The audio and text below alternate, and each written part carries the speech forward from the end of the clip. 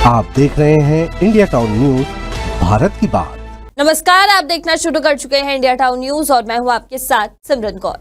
Indian overseas Congress के अध्यक्ष Sam Pitroda, जो हमेशा अपने तीखे बयानों की वजह से सुर्खियों में रहते हैं, और अब एक और बयान के चलते छत्तीसगढ़ में सियासत गर्मा गई है।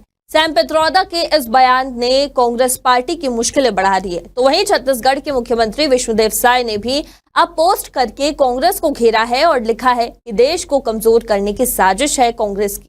आपको बता दें कि सैम पित्रोदा के ऐसे कई बयान हैं जिनकी वजह से कांग्रेस पार्टी मुश्किल में पड़ी है।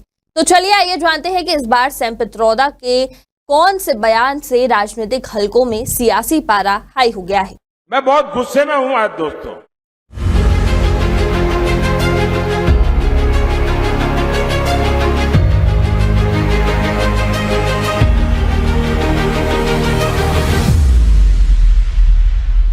इंडियन ओवरसीज कांग्रेस के अध्यक्ष और राहुल गांधी के करीबी बताए जाने वाले सैम पित्रोदा का बयान एक बार फिर से चर्चाओं में है। पित्रोदा ने भारत और चीन के संबंधों पर विवादित टिप्पणी करते हुए कहा कि भारत को चीन को अपना दुश्मन मानना बंद कर देना चाहिए और चीन से खतरे को बढ़ा चढ़ाकर पेश किया जाता है।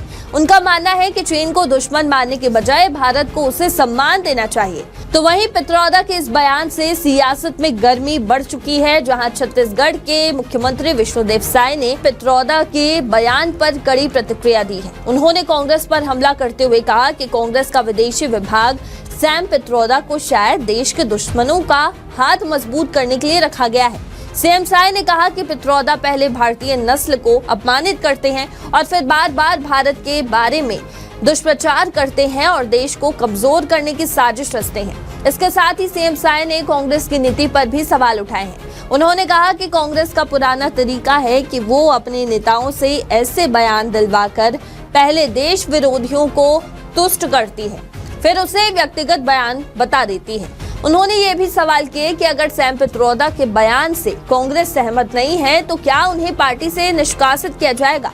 अगर ऐसा नहीं होता तो ये साबित होगा कि कांग्रेस आलाकमान के इशारे पर ही देश को कमजोर करने का कुचक्र रचा जा रहा है। आपको ये भी बता दें कि ये पहला मौका नहीं है जब सैम पित्रोदा ने अपने बयानों से कांग्रेस को मुश्किलों में डाला है। इससे पहले 2019 में उन्होंने 1984 सिख दंगों पर विवादित टिप्पणी की थी, जिसके बाद उन्हें माफी भी मांगनी पड़ी। उन्होंने कहा था कि 1984 में हुआ तो हुआ, पिछले 5 साल में क्या हुआ है इस पर बात करिए। जिसके बाद इस बयान ने सिख समुदाय में नाराजगी पैदा कर दी थी और पित्रोदा ने बाद में इस बयान के लिए माफी भी मांगी थी और अपनी खराब हिंदी को इसका कारण बताया था। तो वहीं उसी साल पुलवामा हमले के बाद सैम पित्रोदा ने एक और बयान दिया था। उन्होंने कहा था कि हमले होते रहते हैं, मुंबई में भी हमला हुआ था, हम भी प्रतिक्रिया दे सकते हैं, लेकिन ये सही नहीं होता। इस बयान ने भी राजनीतिक हलकों में हलचल मचा दी थी। इसके अलावा सैम पित्रोदा ने एक इंटरव्यू में भारत की विविधता पर टिप्पणी करते हुए कहा था कि भारत में विभिन्न जातियों और नस्लों के लोग रहते हैं, जैसे कि चीन, अरब, गोरे और अफ्रीकी जैसे। इस बयान को बीजेपी ने नस्लीय टिप्पणी बताया था और पीएम मोदी ने इसका विरोध किया था। पीएम मोदी ने कहा था कि कोई मुझे गाली दे, मुझे गुस्सा नहीं आता, लेकिन पित्रोदा ने इतनी बड़ी गाली दी है जो मेरे गुस्से का कारण बन चुकी है। मैं बहुत गुस्से में हूं आज दोस्तों। मुझे कोई गाली दे, मुझे गुस्सा नहीं आता है, मैं सहन कर लेता हूं, लेकिन आज शहजादे के फिलोसोफर ने इतनी बड़ी गाली दी है जिसने में गुस्सा भर दिया है। सैम पित्रोदा के इस ताजा बयान के बाद कांग्रेस ने साफ किया है कि ये उनका व्यक्तिगत बयान है और पार्टी इससे सहमत नहीं है।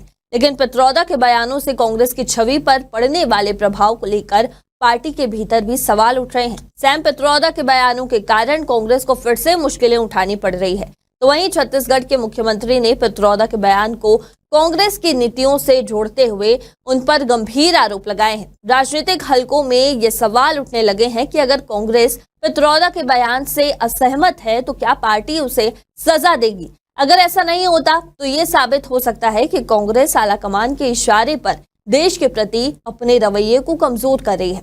फिलहाल अभी के लिए इतना ही। देश और प्रदेश की तमाम खबरों के लिए आप बने रहिए इंडिया टाउन न्यूज के साथ। नमस्कार।